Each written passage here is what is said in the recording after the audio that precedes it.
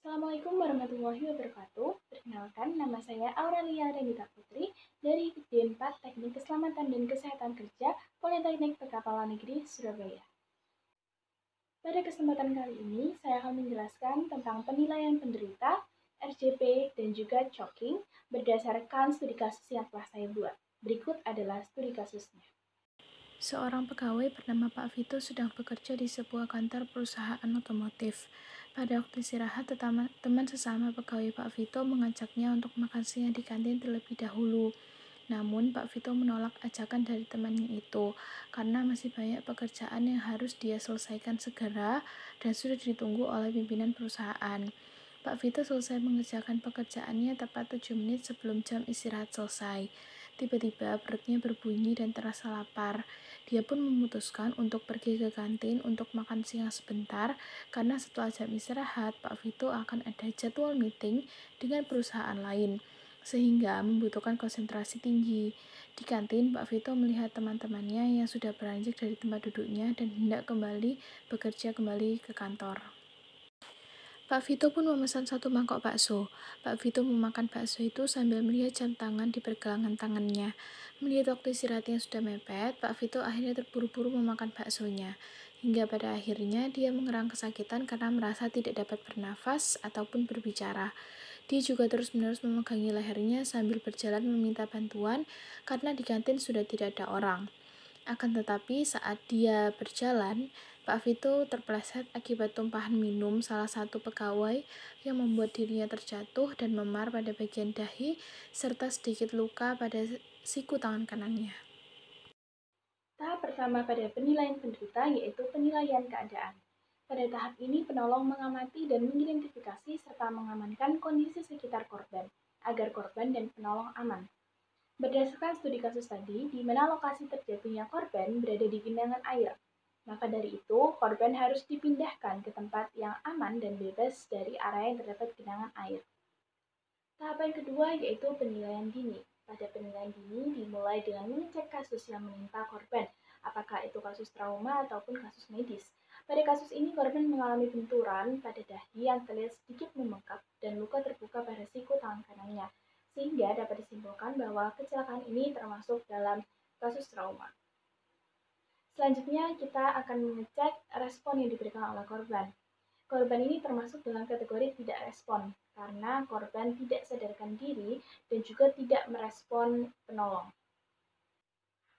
Setelah kita mengecek kasus yang menimpa korban dan juga respon yang diberikan korban, selanjutnya adalah kita mengecek CAB. Apa sih CAB itu? CAB itu yang pertama adalah circulation atau peredaran darah.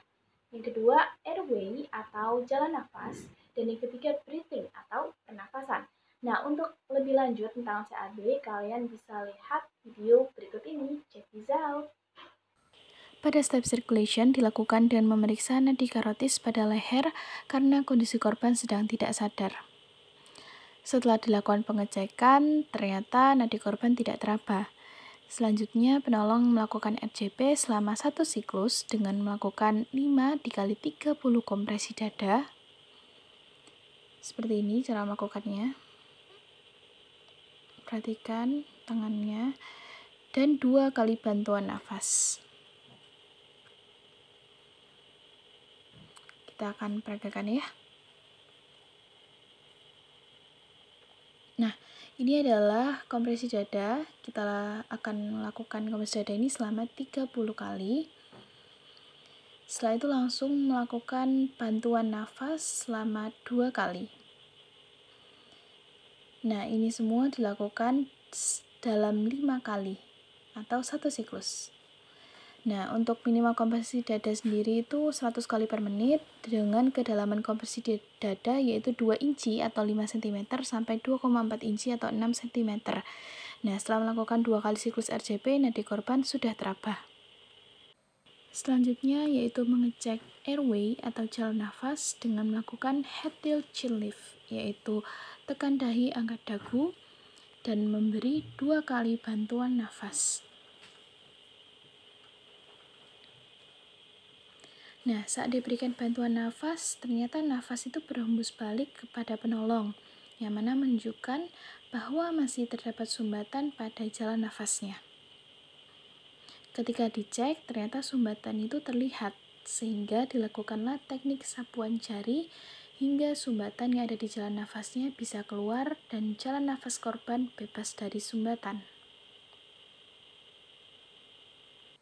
Tahapan yang ketiga yaitu pengecekan breathing. Setelah circulation dan airway sudah normal, namun breathing masih belum berjalan baik, maka dilakukanlah rescue breathing dengan memberikan bantuan nafas. Bantuan nafas ini diberikan selama 2 menit dengan 12 hingga 24 kali hembusan nafas setiap menitnya. Dan memberikan bantuan nafas itu tidak boleh lebih dari 5 detik. Setelah melakukan rescue breathing selama 3 kali, kondisi pernafasan korban kembali normal dan korban pun tersadar. Tahapan ketiga yaitu pemeriksaan fisik. Pada pemeriksaan fisik ini dilakukan berurutan meliputi seluruh tubuh korban mulai dari ujung kepala sampai ujung kaki, di mana pemeriksaan ini melibatkan panca indera yang meliputi penglihatan, perabaan, pendengaran, dan ketukan. Dengan melakukan pemeriksaan fisik, maka kita dapat mengetahui PLNP yang ada pada korban, yaitu ada perubahan bentuk, luka terbuka, nyeri, dan juga bengkak. Pada kasus ini, penderita mengalami sedikit bengkak pada dahinya dan luka terbuka pada siku tangan kanannya. Setelah melakukan pemeriksaan fisik, selanjutnya kita akan mengecek tanda vital pada korban. Setelah sebelumnya korban ini sudah sadar ya, karena tadi sudah melakukan 2 kali siklus RJP.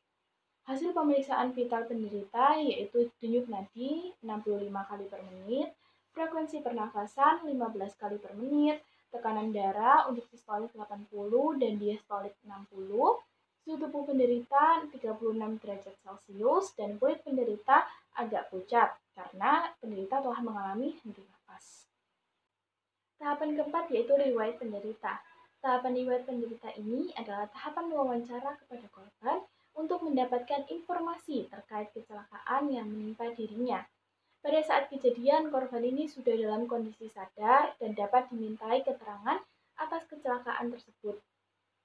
Tahapan wawancara ini dilakukan kepada korban meliputi 6 pertanyaan. Yang pertama yaitu keluhan utama. Pada saat korban ditanya perihal keluhan utama yang dirasakannya, korban ini mengeluh bahwa kepalanya itu terasa sakit akibat memar dan merasa sedikit nyeri akibat luka terbuka pada siku tangan kanannya. Yang kedua, yaitu seputar obat-obatan yang dia minum. Korban ini menjawab bahwa dia tidak meminum obat-obatan apapun. Yang ketiga, perihal makanan atau minuman terakhirnya. Nah, korban ini menjawab bahwa dia terakhir memakan bakso dan meminum segelas es jeruk. Yang keempat, mengenai penyakit yang diderita oleh korban. Korban menjawab bahwa dia tidak mempunyai penyakit apapun yang dia derita, serta tidak mendapati sakit ataupun keluhan sebelum kejadian kecelakaan ini terjadi. Kemudian kelima, yaitu seputar alergi yang dialami oleh korban. Nah, korban ini menjawab bahwa dia itu tidak memiliki alergi terhadap apapun. Dan yang terakhir atau yang keenam itu perihal kejadian kecelakaan yang menimpa korban. Korban pun menjelaskan perihal kronologi kejadiannya. Jadi semua ini bermula dari kelalaian korban yang lupa untuk mengerjakan tugas kantornya sehingga dia harus mengerjakannya di jam istirahatnya. Namun beberapa menit sebelum istirahat selesai, korban ini teringat bahwa dia ini akan ada meeting bersama perusahaan lain. Nah, pada saat itu tuh perut korban itu juga sudah terasa lapar sehingga dia pun memutuskan untuk pergi ke kantin dan makan sebentar. Di kantin, korban itu pun memakan bakso dengan terburu-buru yang berakibat korban membuatnya tersedak dan tidak dapat bernafas ataupun berbicara. Ditambah lagi pada saat dia berlari untuk meminta bantuan pada orang lain karena pada saat itu di kantin itu juga sudah tidak ada orang dan penjaga kantin sedang tidak ada di kantin. Korban pun terpleset saat dia berlari untuk meminta bantuan dan membuatnya jatuh dan tidak sadarkan diri. Tahapan kelima yaitu pemeriksaan berkala. Pemeriksaan berkala ini dilakukan dengan mengulang pemeriksaan yang telah dilakukan terhadap korban dari awal untuk menghindari adanya tahapan yang terlewatkan, yaitu dan memeriksa kembali keadaan dan respon penderita, circulation airway dan breathing penderita, dan pemeriksaan fisik dan juga tanda vital pada penderita. Pada kasus ini, keadaan korban ini harus dimonitor secara berkala selama 2-3 menit hingga bantuan datang. Dan dilanjutkan untuk membawa korban ke klinik untuk menormalkan kembali pernafasan korban. Tahapan ke-6 sekaligus tahapan terakhir pada penilaian penderita yaitu pelaporan. Setelah menangani penderita, maka perlu dilaporkan secara singkat dan jelas kepada penolong selanjutnya. Di mana pada tahapan pelaporan ini berisikan tentang yang pertama, umur dan jenis kelamin korban, yakni berumur 29 tahun dan berjenis kelamin laki-laki. Kedua, keluhan utama, yaitu nyeri dan bengkak pada dahi serta luka terbuka pada siku tangan kanan. Ketiga, yaitu tingkat respon. Tingkat respon korban yaitu tidak respon karena korban terjatuh dan tidak sadarkan diri serta tidak dapat merespon penolong. Keempat, keadaan jalan nafas, yaitu tidak ada karena terdapat sumbatan pada jalan nafas korban berupa bakso yang dimakan korban. Kelima, pernafasan, yaitu tidak ada nafas. Keenam, sirkulasi, yaitu tidak ada sirkulasi pada korban. Ketujuh, pemeriksaan fisika penting yang meliputi denyut nadi, yakni 65 kali per menit, frekuensi nafas, yakni 15 kali per menit, suhu badan, yakni 36 derajat Celcius, dan tekanan darah untuk sistolik 80 dan diastolik 60.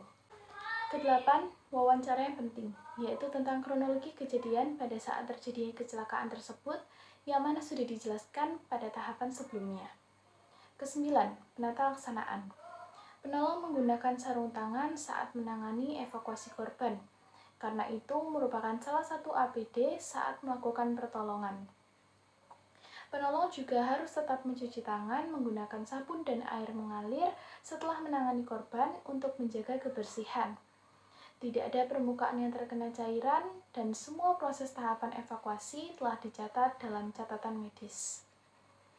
Untuk yang ke-10 sekaligus yang terakhir yaitu perkembangan lain yang dianggap penting, yaitu circulation, airway, dan breathing korban apakah sudah benar-benar baik dan kembali normal, karena sebelumnya kondisi circulation, airway, dan breathing korban itu buruk dan setelah dilakukannya RCP, sapuan jari, dan rescue breathing, kondisi circulation, airway, dan breathing korban sudah mulai membaik.